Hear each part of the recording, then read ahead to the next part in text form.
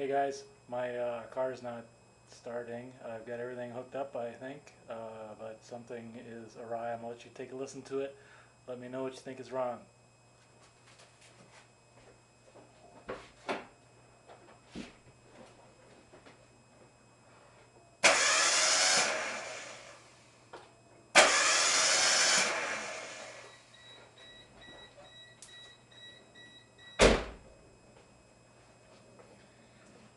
It's turning, just not firing. Something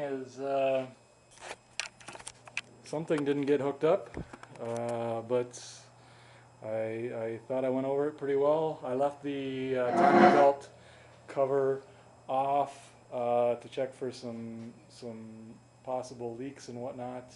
I also left the AC belt off for the time being.